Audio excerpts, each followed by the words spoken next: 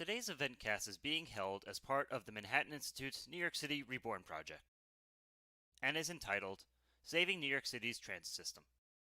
Our first interview will feature Manhattan Institute Senior Fellow Nicole Gelinas. The following panel will feature Eric Goldwyn, Arpit Gupta, and Philip Plotch, and will be moderated by Manhattan Institute's Director of State and Local Policy, Michael Hendrix. Welcome to the Manhattan Institute's event on saving New York City's transit system. I'm Michael Hendrix, Director of State and Local Policy here at MI, and we're grateful for you joining us for this important conversation on the future of the Big Apple. Throughout our program, please enter your questions on our Slido platform, and we'll wrap your questions into the discussion. Also, I just want to note at the top of the program that unfortunately Richard Ravitch will not be able to join us for today's event. We apologize for the change in programming and appreciate your understanding. We are grateful, though, to be joined by our very own Nicole Gelinas, and later in the program by a panel of distinguished scholars and transit experts. Nicole is a senior fellow at the Manhattan Institute and a contributing editor at City Journal. Nicole, it's good to be with you. Good afternoon, Michael. All right, so yesterday's Mta Board Meeting really seems to mark a critical juncture for New York City's future. So what happened at the meeting? Yeah, the MTA said at yesterday's board meeting that this pandemic and its aftermath represent the worst financial crisis in the authority's history. And I don't think that's an overstatement. The MTA itself is 52 years old. It was created in 1968. It has certainly seen recessions, financial crisis, and attacks on its physical system in the past, both terrorist attacks and natural disasters. But it's never seen anything like this, where now, 9 months into the pandemic, subway ridership is still consistently only 30% of normal. Commuter rail ridership is still consistently only 25% of normal. Buses about 50% of normal. Even bridges and tunnels consistently 15% below what we would have seen last year. So obviously, an agency whose revenues come from fares and tolls, about half of the revenues that the MTA takes in come from fares and tolls. Much of that revenue has disappeared. The only thing really keeping it afloat is the tax subsidies that it gets from Albany. You know, the MTA benefits from a little bit of a downstate payroll tax, petroleum tax, real estate related taxes. Those are all down, but they are not down as much as fare revenue and aid from Washington. The MTA got $4 billion in aid from Washington in April, but that is not enough. And so yesterday, the MTA said it plans to cut 9,400 people from its workforce, which would be about 13% of its workforce. That would mean service cuts of between 40 and 50%. And, you know, we can talk about what those service cuts would look like later on. So the only thing that would prevent that from happening, they say, is more aid from Washington. They don't expect ridership to get anywhere close to normal for the next 5 years. They think they'll get back to 80 to 90% of normal by 2024. They're asking the federal government for another $12 billion in addition to the $4 billion that they got to kind of carry them through the next 4 years. What are the MTA's options here? It doesn't seem like they have a lot of good ones. For instance, what are the options for fare hikes? Well, yeah, I'm glad you raised that. One of their options is indeed fare and toll hikes. And at the board meeting yesterday, they are proposing to increase fares and tolls, would likely go into effect next spring. They'll start to hold the public hearing process for those fare and toll hikes as required by state law over the next couple months. I think they're actually going to start the public hearings in December. So their goal is to raise 4% more revenue through fare and toll hikes.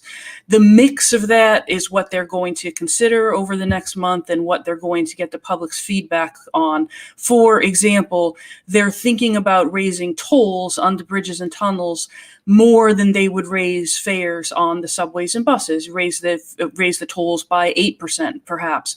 And that could make some sense when you consider that even though bridge and tunnel traffic is down, it's not down as much as subway and bus traffic. So clearly there is some demand, unfortunately, for a transit-dependent city for people who were taking trains and buses to be driving around, at least in the outer boroughs for now. Can we charge them 8% more and not lose those people? Probably. The fare hikes are a little bit messier because obviously with ridership down so much, the people who are on the trains and buses are not people who make a lot of money. You know, these are our minimum wage, retail, supermarket, home health aid workers. And so effectively a fare hike right now is a fare hike on the poor. So I don't think they want to go too far with that, and I don't think they should. Another thing they talked about is getting rid of monthly Metrocard passes because people have kind of deserted the monthly passes. I mean, it used to be more than half. Now it's about a third.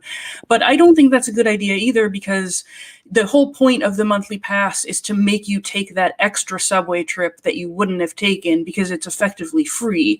And when the goal is to get the subways a little bit busier, get people out and about again, you don't want to be charging people a marginal cost for every subway ride. And then they've got some ideas about commuter rail too that we can talk about, or maybe the panel can talk about. Yeah, and there's also ideas on layoffs. It's potentially enormous cuts. I do want to get to that. But one quick question. You said that there's going to be public hearings. There's going to be a delay in any serious cuts to service or layoffs.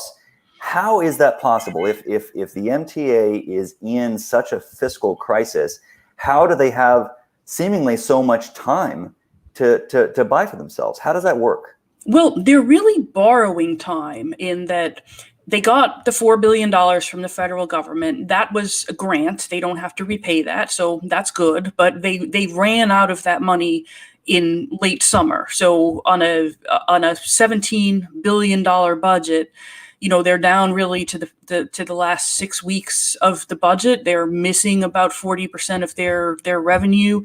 So they are borrowing basically just to make operating expenses. I mean, one thing they're doing is borrowing from a very modest trust that they had set up to pay for future retiree benefits. So when the MTA workers retire, MTA basically pays their healthcare benefits, just like a pension system. You should be putting money aside for that now in preparation for when people retire. But they used the word liquidate yesterday and said that they are liquidating that fund. It's not a lot of money in context. I mean, it's less than $350 million, but they're going to use that for operating expenses, a form of borrowing from the future. And they're also borrowing from the Federal Reserve. You know, as you yourself wrote about, I guess it must be more than 6 months ago now, Federal Reserve has a new program. So states and cities that can't really borrow on the private markets can borrow directly from the Fed. MTA is one of only two government entities around the nation that has taken advantage of that. Some to refinance existing debt, and some now will carry them through, but it doesn't get them very far. I mean, their main goal is to receive new grant money from Washington. If they don't get that money in the first few weeks of the Biden administration, then they will start to put these service cuts in place. Right. And speaking of cuts, you know, it's remarkable that we're talking about a 13%, I believe, a 13% cut in the payroll for the MTA, and yet we're talking about a 40 to 50% cut in service. How does that work? I mean, is there a way to cut staffing? As painful as that is, it sounds like some of it is necessary financially. Is there a way to do that while also not harming service to such a degree, especially when the city depends on that kind of service to recover?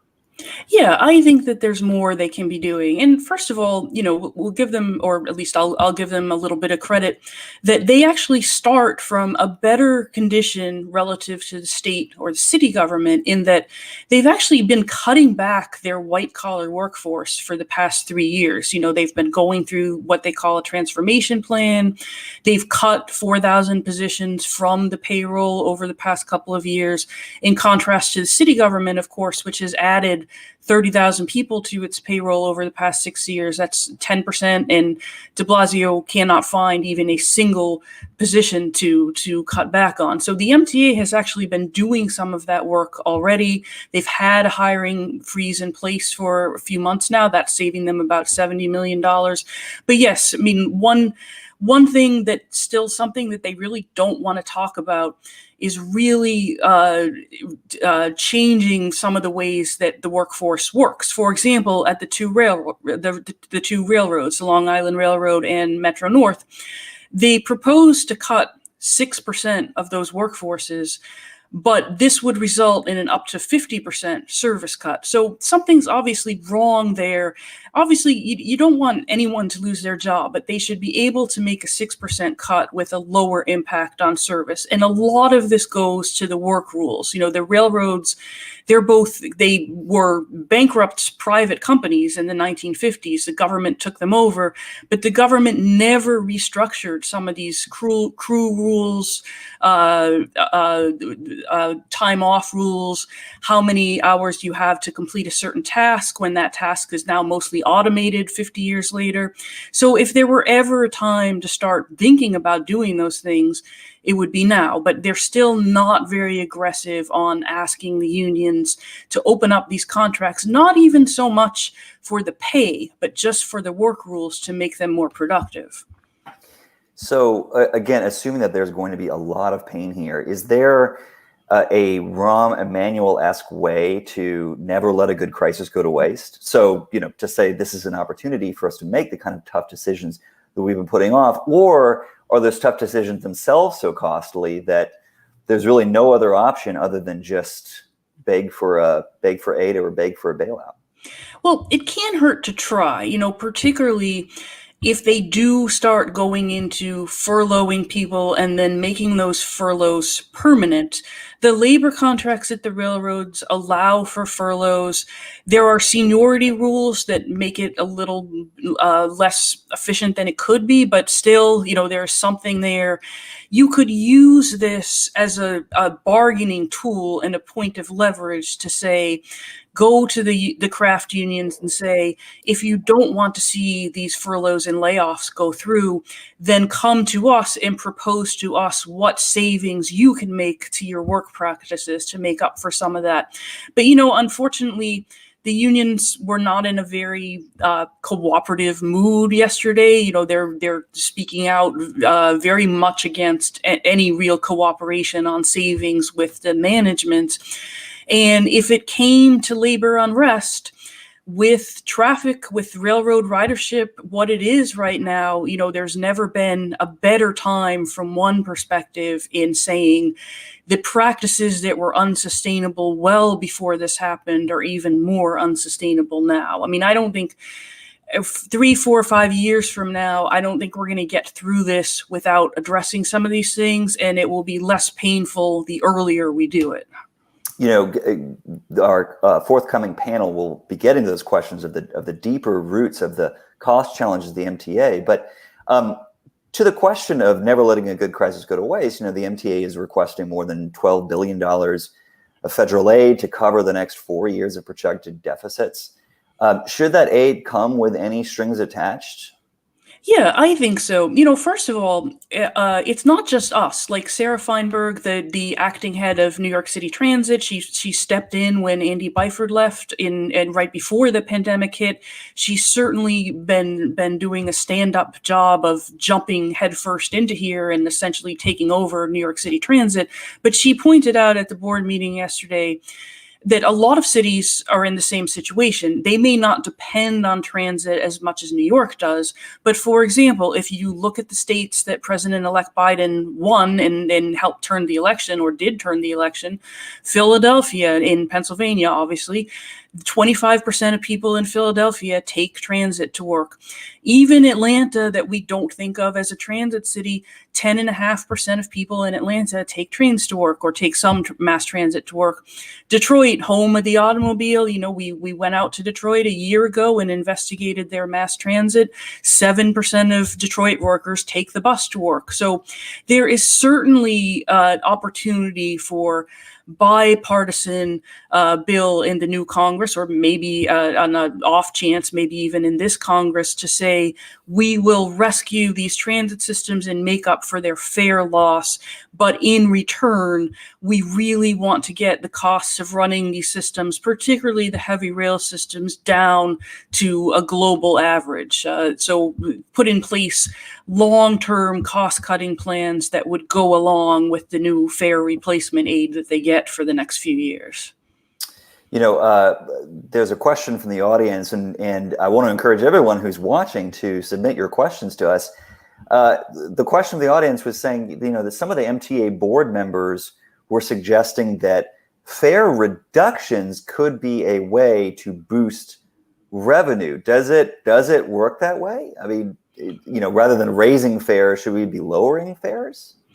It's not a crazy idea, really. And I think we should be thinking about doing things like, if we raise the fare on the subway, should we raise it by a lower amount on the buses, just to account for the fact that bus service is slower. The streets are they're still not as well managed as they could be, to account for the different types of conveyances that need to use the street. Realistically, in this fiscal environment, no, I don't think we're going to see outright fare reductions, but I do think if the MTA is too aggressive in raising fares, they will lose more ridership than they normally do. With anyone who sometimes can work from home, sometimes goes in, particularly on the commuter rails, where these commuter rail passes are hundreds of dollars a month. I think this is less. People are not going to be as willing to take a big jump in the commuter rail pass in the monthly fare card that they might have a year and a half ago. So I think going beyond a sort of keeping up with inflation, 4% fare hike to cover 2 years. I think going much beyond that, very dangerous from a perspective of starting out with a low level of ridership right now. Right. And the question of ridership is a really interesting one. There was some commentary yesterday, questions asked about whether there was some structural change in commuting in and around New York City, and frankly, many other major cities with the rise of remote work, and how much that would change the demand for transit systems. You suggested earlier, or mentioned earlier in the program, that the MTA is forecasting a return of to something like 80% by or 90% ridership by Christmas 2024. Is that even realistic? Yeah, I mean, I guess we're all just soothsaying right now in some ways. Realistically, do any of us know what 2024 is going to look like? Of course not. But I think it is prudent to assume that ridership will not recover very quickly. I think if we're looking ahead to next year, we're not going to get Broadway back until late next year at the earliest. We're not getting the opera back until the same time. Museums still operating at very limited capacity. No real global travel going on at the moment. And those conditions, I think it's perfectly reasonable to say, will last really another year from now. What happens after that is harder to glean. I think there is pent-up demand for tourism. People want to go places. They're just not allowed to, or they feel uncomfortable doing so right now. So when those things change, I think tourism will bounce back.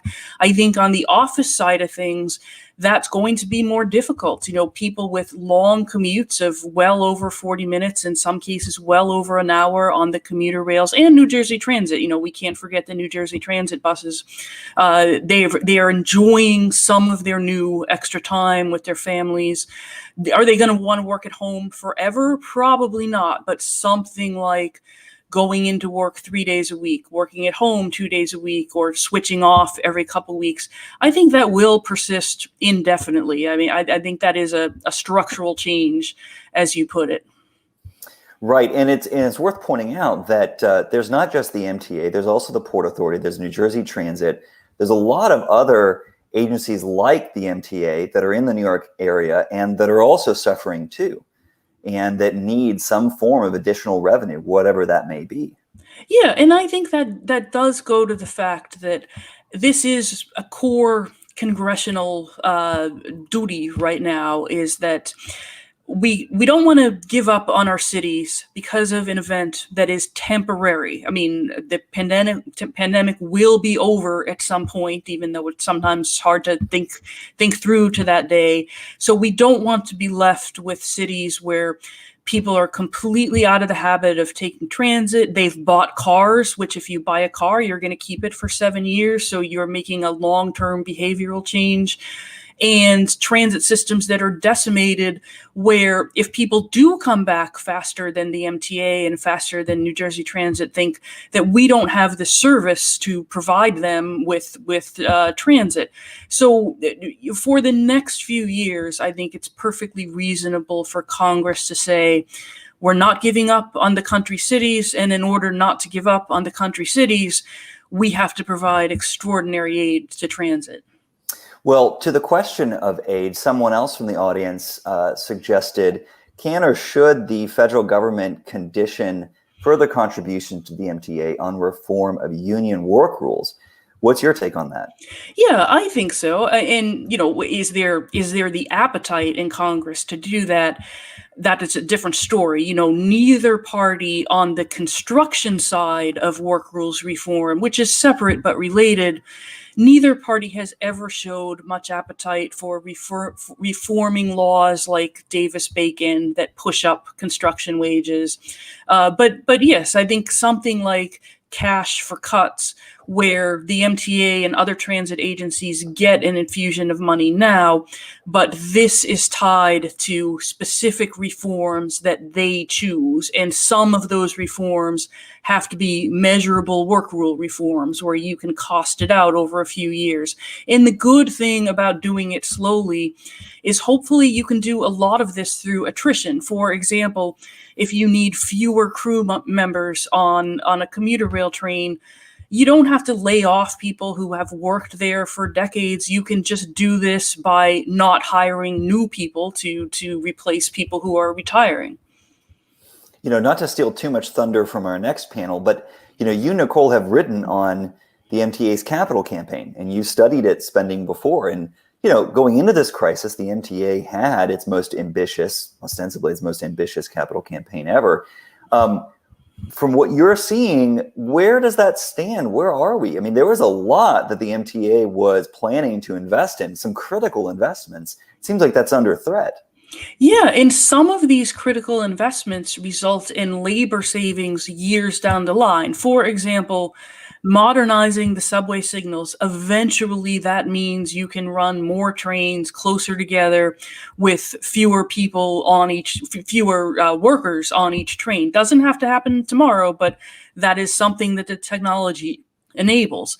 But in another good thing, if we're looking for some good news here, is that the MTA has taken advantage of lower transit traffic and lower bridge and tunnel traffic over the past few months to get a lot of their planned work done more quickly. They finished a major grade crossing project in Long Island ahead of schedule.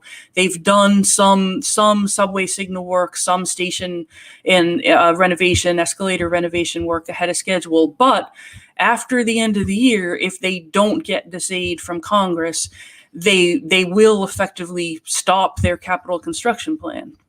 Right. I mean, this was a fantastic opportunity to get to another audience question that just came in. This was an opportunity to deal with a backlog of repairs for the MTA. That also, by the way, came with a lot of health costs too. Many MTA workers have suffered and even died from COVID-19, and that too has been a tragedy that the MTA has had to deal with. Yeah, unfortunately, at yesterday's board meeting, the MTA announced the deaths of 2 additional transit workers. I believe that brings the total number of transit workers who have died from COVID since March to 133.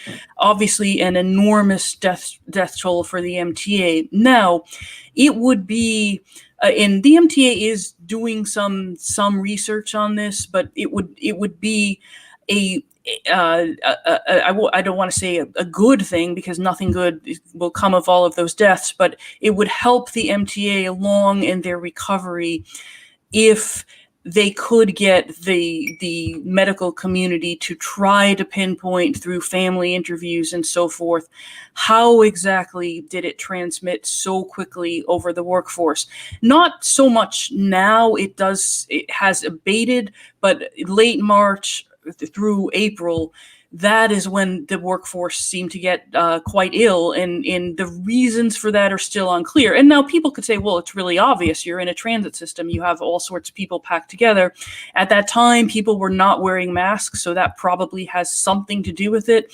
But it would be good to have as much hard information on that as we can get for the use of the MTA in preventing the similar death toll in a second, and hopefully not a third wave of COVID, but for other transit systems around the world as well. So are there, to that question, someone else in the audience is asking about international lessons learned. Are there any lessons we could learn, say, from Transport for London? Anything that they've done, or in what government aid has done for them that we could take as lessons learned for us? Yeah, I did. I spoke to Andy Byford a couple Andy months. Byford being the Train former, Daddy. yeah, the former head of New York City Transit. Right. And I think, and now, of course, London is basically back in lockdown. That's its own story. But the good thing from the perspective of transit is they really do have national support for the transit system. Now, it's not perfect. The first rounds of transit aid that TfL got from the national government was basically just a cash grant. The most recent round that they got, eventually the national government wants London property taxpayers to pay for this. Who knows if that will ever happen, but there was some grumbling about it in the London papers over the past week or so. But the important thing is they're getting the aid in some form. They are not talking about, 40% cuts in tube or bus service. And I think even talking about these cuts here, it really puts back the recovery of the city, because if you're a business thinking about renewing your corporate lease, if you're a retailer thinking, should I try to stick it out till next year, news that says we're going to cut transit service by this drastic amount, it doesn't give you a good feeling of sticking it out for the future. Well, not to end on a dour note, but we'll be transitioning to our next panel in just a moment. But a final question to you, Nicole: if you had to give one message to a Biden administration for the MTA, what would it be? I think one thing which we didn't talk about is that this is a workforce development program, that in many cities, the people who ride transit tend to be poorer people. They don't have a car. They cannot afford the $6,000-7,000 a year it costs to purchase and maintain even a used car. And so if they are looking to get into the workforce, or looking to get back into the workforce after they've been laid off for a few months, the hurdle of having to somehow find a car, that's a huge marginal tax that just keeps you from getting into the workforce. So people needing to get to work in Detroit, needing to get to work in Philadelphia, Atlanta, and of course dozens of other cities across the country, including to New York, having reliable transit is very important to getting people into the workforce for the first time, or getting people back into the workforce. Well, on that note, thank you, Nicole, so much for joining us. This has been incredibly enlightening, worrying, but incredibly enlightening. Thank you so much. Thank you, Michael, and I look forward to what the panelists have to say. Indeed. So speaking of our next panel, we are joined today by three experts to lead us into a big picture discussion of the MTA's crisis, some of its long-running cost challenges, some of the history behind that will hopefully give us a sense of the future. Professor Philip Plotch is the Associate Professor of Political Science at St. Peter's University. He has a long background at the MTA and in many other transportation roles. Arpit Gupta, Assistant Professor of Finance at NYU Stern. And last but certainly not least, Eric Goldwyn, Research Scholar at the Marin Institute. Thank you so much for joining us. Thank you. All right. Now, Phil, I want to start with you. You wrote a book called The Last Subway. I encourage everyone to check it out. And it's on the long and costly wait for the Second Avenue subway extension, which we've been talking about since 1903 and still have only a handful of stops to show for it, more than a century and billions of dollars later. What were the big lessons for you on the MTA's long-term cost challenges from studying that extension? So I'm thinking about three lessons that I think are really relevant today. When you look back at the history of the Second Avenue subway, which is really the history of the subway system itself. I think the first lesson is when New York tries to focus on some of the big, sexy transportation projects. So they want to bring the Long Island Railroad into the east side of Manhattan, or they want to build the Second Avenue subway. When they focus on that, they put less resources into maintaining the existing system. And as a result, the system deteriorates. The service deteriorates, the facilities deteriorate. And I think there's no better example of that than in the early 1970s, when the tunnel for Long Island Railroad was built in the East River, which is still abandoned and unused. When the New York started to build the Second Avenue subway, what happened was that by the end of the decade, there was graffiti covering every single surface. There were fires, about 7 fires a day on the subway system. When trains pulled in, there was a 30% chance the doors weren't going to open at your station. So what can happen when you focus on some of these big, sexy projects that people get very excited about is you lose focus on what's really more important. And that happens when you prioritize short-term things, like we want to keep the fare low. We want to protect the workforce. So we all want to do that. Nobody wants to see anybody fired. Nobody wants to see the fare increased. But if we don't think long-term, it's going to have repercussions, and it won't take very long before we start seeing deteriorating service. So I think that's the first one, thinking about long-term. And the second one is the New York City subway system has been able to recover from some really awful things, whether it's 9/11 or whether it's the New York City's financial crisis when we almost went bankrupt in the 1970s.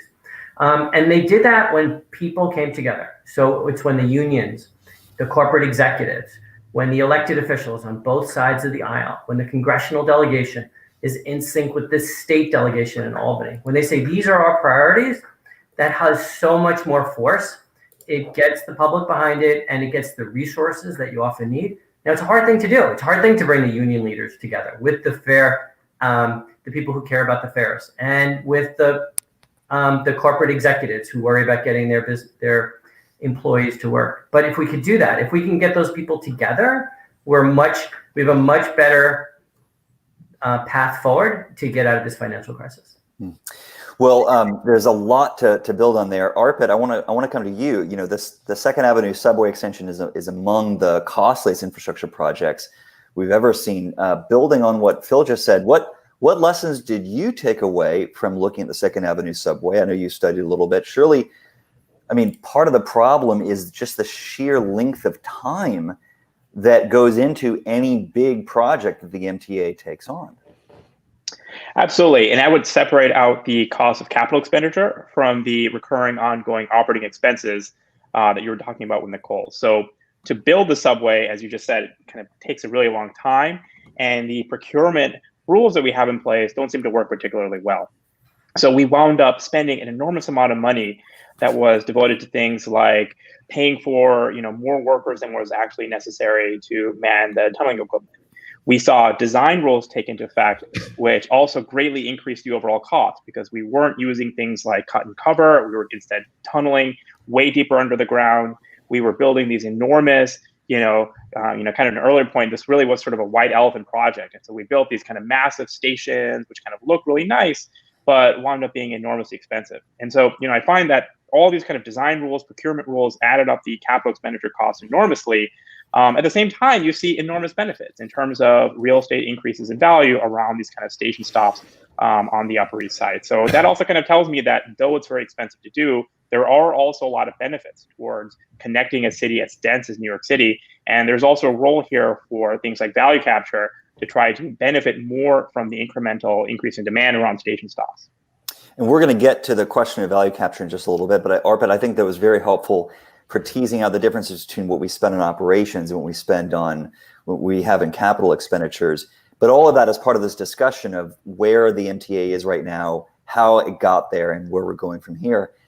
Eric, you're leading a groundbreaking international study on infrastructure construction costs right now, comparing different countries. What are you finding? What can be helpful for us to learn from what you're studying? I think a lot of the stuff that we're seeing in our research, which is looking at subway construction in cities like Seoul, Korea, or in Istanbul or Milan, Italy, has a lot to do with sort of internal capacity. So while Nicole mentioned that the MTA has been letting people go over the last couple of years because of the transformation, one of the things that we're finding is that that lack of internal capacity leads to sort of losing control of projects and sort of extending timelines, extending sort of scope additions to projects, and really driving up the costs of projects. So one thing that the MPA has been doing, though, is they have sort of created an internal team that is solely focused on capital construction that's a little bit separate from sort of the everyday headquarters operations. And I think that's going forward, I'm on Phil's side with this, where I don't think we're going to see much capital expansion in the near term. But if we were to, I think that having that team really understanding what they're doing, really managing contracts, really managing design and scope and all that stuff is critically important to keeping costs down. Well, Arpit raised a point about labor and staffing. And so, Phil, I wonder if you have a response to that. What is the role of unions here in staffing, in pay?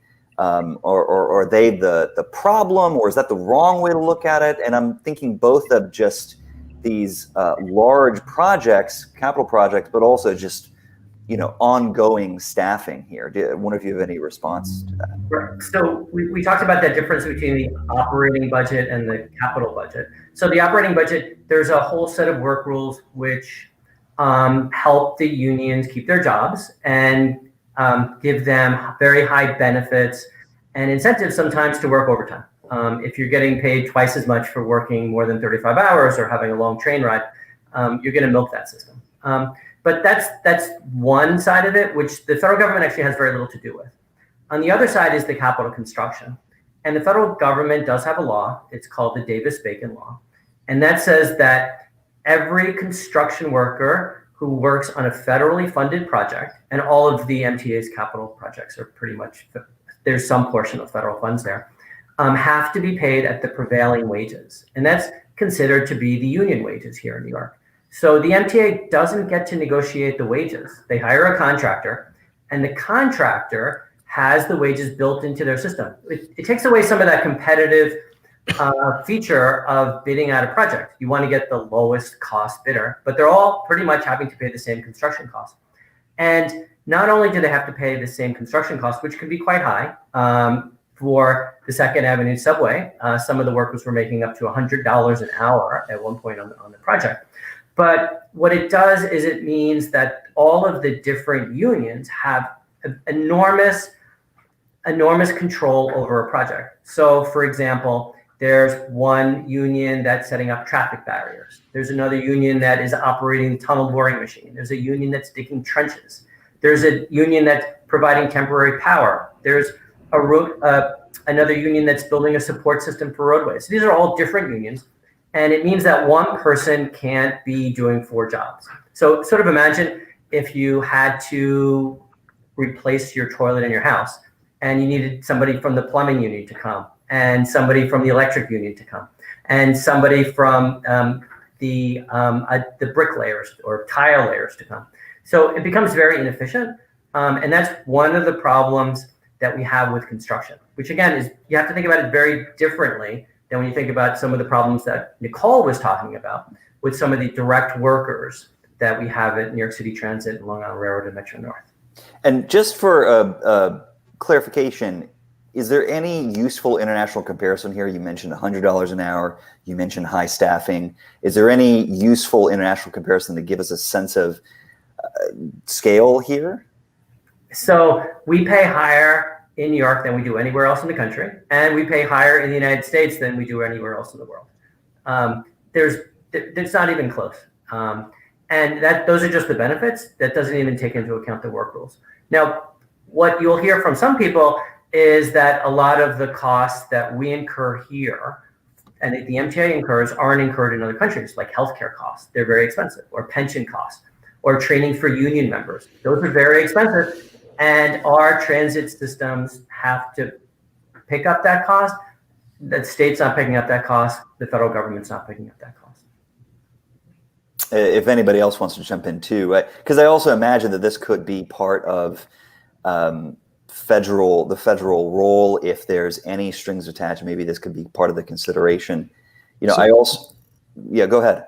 Well, the only thing I was going to say is there was an article that came out over the summer, and in it, two people, consultants from AECOM, sort of broke down some of these things that you're talking about. And they were saying that in Europe, it's quite common. So instead of getting paid time and a half, double time, and overtime, you get more vacation, right? So that's a non-monetary sort of benefit paid out, which, sort of fascinating for me to learn. I was like, oh, interesting alternative. And then also the wages paid for sort of manning the tunnel boring machine are, I think less than half of what Phil just quoted you on $100 an hour. And, far fewer people man those machines. So, thinking about labor productivity absolutely is another piece of the story. There's no question about it. Justin Fox from Bloomberg had an article yesterday talking about how it's not just labor costs here. Again, looking specifically at the construction side,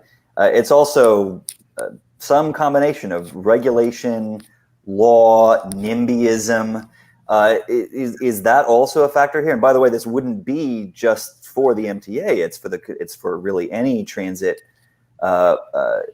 system, or even the construction of roads and highways.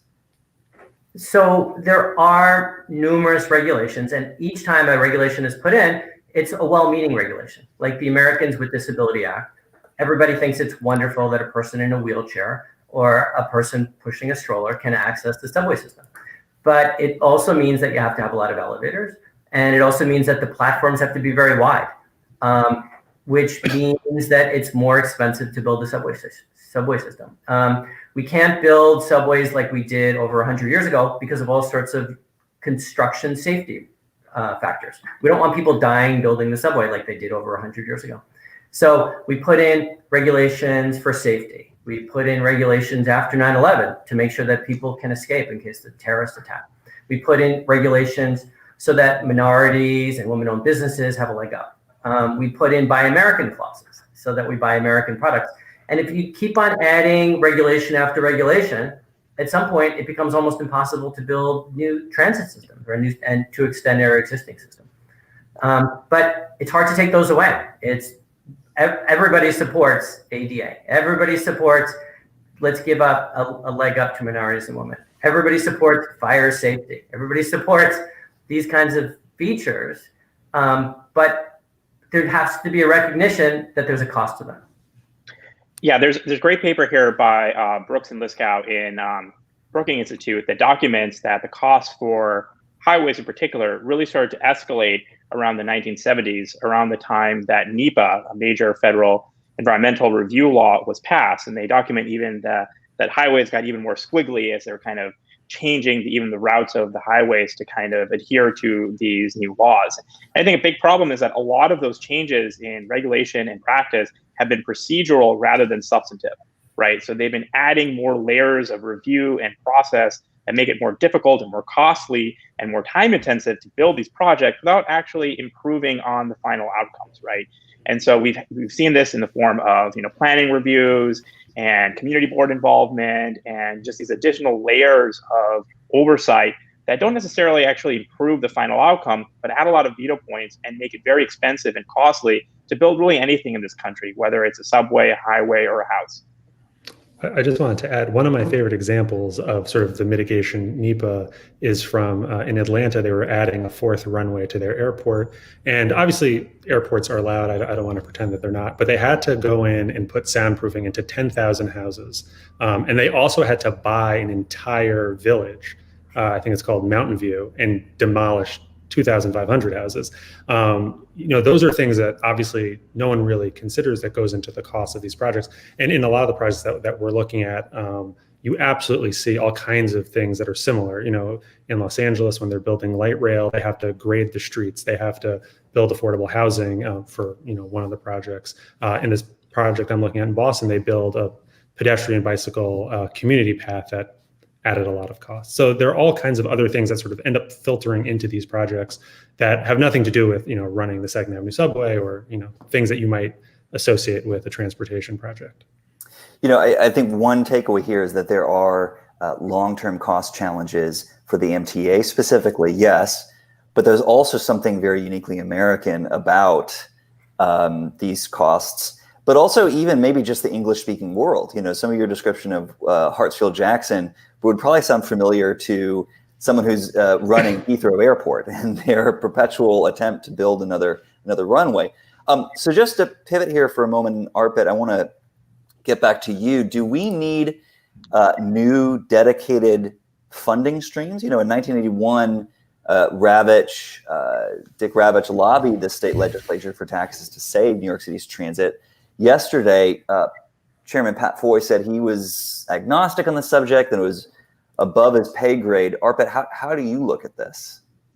I think that would be very helpful. So to give you some examples, the 7-train extension into Hudson Yards involved a form of value capture by which the developer was helping to pay for some of the expansion out there.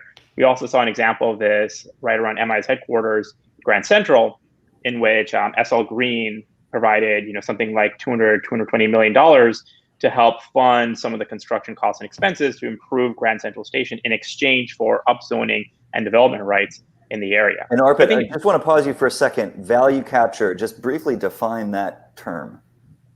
Absolutely. So it's the idea that transit improvements will generally improve the value of properties in vicinity of the transit stops as people find it more convenient to live there and access transit. And that increase in value can be taxed or taken advantage of in some way through upzoning, for example, making it easier to build around the regions of the stops in ways that help finance the projects ex ante, right? So as we're, it's unclear whether, how much we're going to build anytime soon, but to the extent that we do, I think we really need to look at finding ways of allowing for more development and using that additional development to help finance these projects. I think there are also some opportunities within the stations themselves, right? Things like more advertising, things like leasing more of the space inside the transit stops to kiosks and vendors and so forth to help kind of pay for some of these expenses. Yeah, and by the way, I want to invite any of our newly logged on viewers to send in your questions. We'll include them in the program. Phil, I want to go to you. Is there any money just lying around? That Ravitch was able to depend on extra highway money.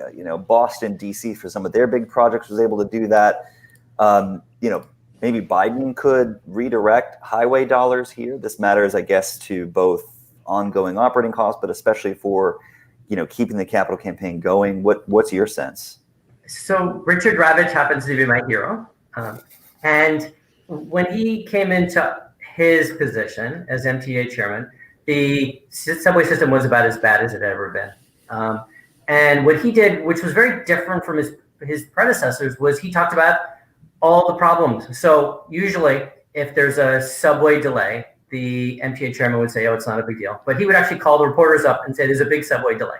And he would explain the reasons why there was a delay, because we didn't have enough money to maintain our services. He was immensely independent from the governor. And he negotiated with White House. He negotiated with the state legislative leaders. He talked with the mayor, and he did things behind the governor's back. I don't think Governor Cuomo would like it very much if Pat Foy and the other leaders of the MTA started going around him.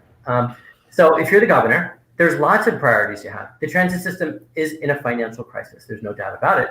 But we have other great needs here in New York. And I don't think the governor wants the MTA chairman knocking on the doors of Congress saying, we should shift money from higher education and bring it to public transportation, as much as the MTA chairman might want to do that. So I wish that there was that money lying around, but there isn't. We are going to have to face some very, very difficult choices. I can tell you the choice that usually gets made in these situations. So when we have a choice between raising fares and raising taxes, because that's the only two ways you could, for the most part, fundamentally raise revenue, we just borrow more, which is the reason why the MTA has debt of about $45 billion, which is more than most states in the United States. It's more than many countries in the world. And that has to get paid back. That means when everybody's swiping their Metrocard through, they're paying a substantial part of that fare to pay off debt. And we're just going to keep on increasing our debt. It's great that the Federal Reserve gives us low interest rate to borrow money, but you have to pay it back. And that is something that is going to be very, very difficult moving forward if we don't have a swift and steep recovery. You know, it almost seems like from reading your book that the story of New York City's transit system is really just a successive series of crises. It can best be told through those crises and how we manage through them. Is that fair? So actually, I was sitting here thinking, wait, maybe we shouldn't talk about building the Second Avenue subway anymore, because that leads to a depression or a world war, or the middle class start to leave. Or if we talk about it, New York City goes into a financial crisis. Or we start building on Second Avenue and there's a hurricane like Sandy. Or God forbid, another coronavirus. So I think because the Second Avenue has been talked about for so long, for 100 years, it is one series of crises after another that New York has gotten through. And that's really, I think, the heartening part of the story when you think about this, the history of New York and the history of the subway, is we've gotten through some really terrible times.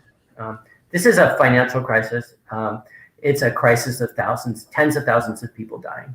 It's a crisis of what is New York going to look like in the next couple of years. But somehow we come back stronger than ever in a way that surprises you if you pick up the New York Times from any date before yesterday. It always looks like the sky is falling, but somehow we seem to dust ourselves off. And New York continues to be a place where young people want to move to for economic reasons, for social reasons, for the vibrancy that we provide. So I think as long as New York continues to be a place where young people feel like they can succeed and be happy with a good quality of life and it's safe, then I think we're going to be okay. It's going to be a while to get there, though. This was a surprisingly hopeful discussion. I wasn't expecting that, but I like it. All right, so there's some great questions from our audience here. I'm going to combine two of them. They're talking about this crisis moment and what kind of improvements we can make in this moment that, you know, could not only allay concerns about infectious disease, but maybe just make other general improvements. They also note, our questioners note, that there's the end of the 24-hour subway system, and that maybe there's an opportunity to use that to make some of these improvements. What's your take on that question? What can be done now, if anything? And this is really a question for anyone. Arpit, maybe I can turn to you or Eric. Maybe Yeah, there's an sure. opportunity for buses. Yeah, sure. I mean, so I think one thing that we can note is that at this point, the kind of excessive scrubbing and trying to clean physical surfaces is really something that's taking a substantial toll on the budget. And it's not really clear that's actually doing very much to lower the substantive COVID risk, right? So there may still be a psychological reason to kind of continue doing it in a way to kind of encourage people to take the subway. But I think the most effective thing we could do is try to continue to preserve norms, basically, of not talking while you're in the subway, right? If you take, the Tokyo subway, no one's really talking in the subway, right? And I think just kind of, we know that kind of at this point, limiting kind of your speaking voice is really the best thing to do to lower substantive risk.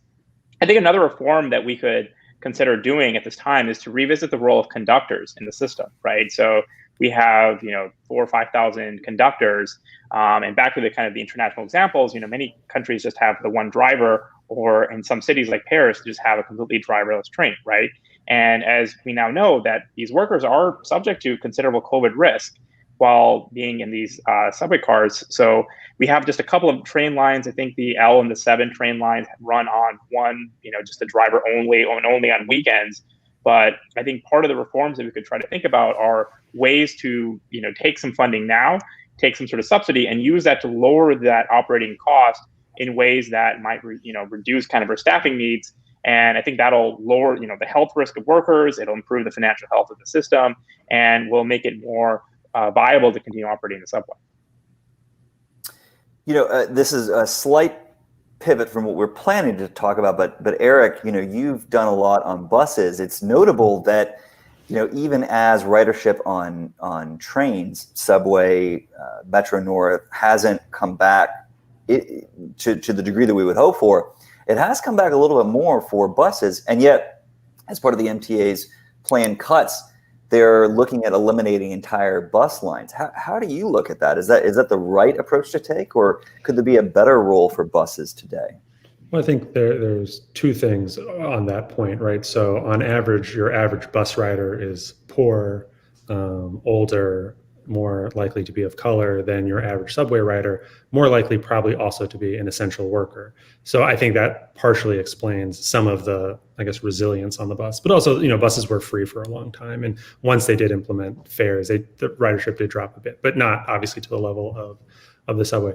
The other thing is, I think the lesson of 2008, when they cut bus operating hours by about 22%, we saw pretty much a 1-for-1 drop in ridership. And so if you're talking about a 50% drop in operating hours, the idea of seeing that, is heartbreaking for me. And, one of the things people have been talking about conditions on federal money, I'm open to some of the labor reforms. I would love to see the condition of, if you take this federal money, you have to restore operating hours once, the virus is under control, or, something that is not, can just continue to get pushed off. But I would love to see language like that. And I think that would be making sure service is protected would be wonderful. I do think, obviously there are a lot of cheap ways actually to improve bus service, by making it just run faster, because then you can turn them around more quickly and you can sort of increase the frequency of service and the, number of vehicle miles traveled just by, allowing the bus to run at 10 miles an hour instead of 5 miles an hour, right? You're doubling your speed. And so I would love to see, if they do consider some bus cuts on certain routes, maybe on a parallel route, put in a protected bus lane, and really allow, service to fly, so to speak. I would love to take a question. There's a question about public-private partnerships. Yes. There is a question. Is there a role for public-private partnerships? I wonder what your thoughts are. So my colleague, Alan Levy, and another colleague of ours, Tahir Abdi Rashid, who is in Korea, we've been looking at this case of Line 9 in Seoul. And it is a fascinating public-private partnership, because the way that, at least I've always understood public-private partnerships and a lot of other types of project delivery, is that the public agency is trying to offload risk onto private contractors. And some people have written that, obviously the private sector is not stupid, so they sort of increase prices because they don't want to get stuck holding the bag. But in this instance, what has happened is the public sector is taking on the riskiest parts of the project, so the building of the substructures, and then they're privatizing the sort of procurement of sort of rail cars, power systems, things that are not that risky, things that aren't likely to get, there's a 50% markup. And I think that it sort of inverts some of the theory of public-private partnerships in an interesting way. I'm not saying it was good. I don't know enough about it just yet, but it's one of the only public-private partnerships I've seen in the transit space. And I'm like, okay, that is really very interesting. Right now, if anyone knows, Purple Line down in Maryland is a public-private partnership that is currently, belly up, so to speak. So anyhow, I think that actually is a really interesting model to learn more about. That's a great point. So one question that I think is key here is ridership. When is ridership returning? What factors play in whether or not riders are coming back? One question from the audience is about crime. Surely it's also part of how we tackle COVID-19, whether we're safer both physically, but also in terms of public health. It seems like there are a lot of factors behind ridership. As Nicole and I were talking about, the MTA is projecting a return to something like normalcy by the end of 2024. What do you think? What are the key factors in getting riders to return? Because clearly that fare box revenue will be absolutely critical to getting more money in to keep the lights on and to keeping service up. So I want to just say two things that are really important to think about. One is that at some point, we're going to have a congestion pricing program in New York, where people who are driving into Manhattan below 60th Street are going to be paying a toll. It's not clear exactly when that's going to happen or how much the toll is going to be. That's going to raise a lot of money for the MTA. It's also going to increase costs for the MTA because there's an expectation that more people will be taking buses and subways, which means that it's maybe not the best time to be cutting service. And the other reason that it might not be the best time to cut service is a lot of people are hesitant to get on a subway or a bus. If you cut service, they're going to be more crowded, which makes it even less likely to attract people to the transit system. So just to think about those two factors, I think the congestion pricing is a little longer term. It looks like it's not going to be happening in the next 6 months or so.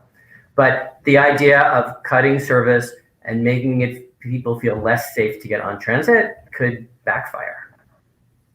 Yeah, one thing I think to note here is that even cities like Tokyo and Seoul is, my understanding is that these urban areas are seeing lower public transit interest, even though they've managed this disease, far better than the United States has, right?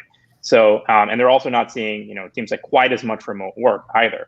So it seems like this will likely be a difficult path no matter what we do. But I really agree with Philip here. And I think part of the issue that we saw with the MTA budget yesterday is that there's so many of these legacy labor costs that aren't really addressed very much by lowering service, yet that's one of the few levers that the MTA thinks that they have, right? And so if they move towards plans like increasing headwinds on weekend routes to 15 minutes or something like that, it really threatens to kind of put into place this death spiral in which worse and worse service doesn't really save the MTA that much money, but deters potentially a lot of people from actually taking the service, because if you don't know whether the subway is going to be there or not when you go to the station, you just don't go there in the first place.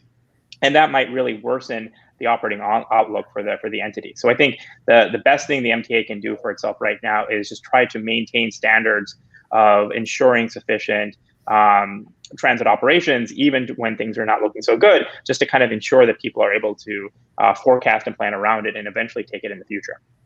Speaking of forecasting, what are your prognostications on this death spiral scenario? God forbid it happens, but David Schleicher, Yale Law School, a friend of some of ours, tweeted yesterday the single biggest challenge for New York City is not the future of telecommuting and remote work, but getting the subway system to work.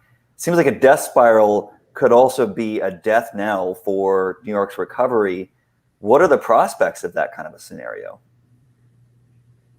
I think what we have now is we have a consensus here in New York that we have to have a subway system in order to have a thriving economy.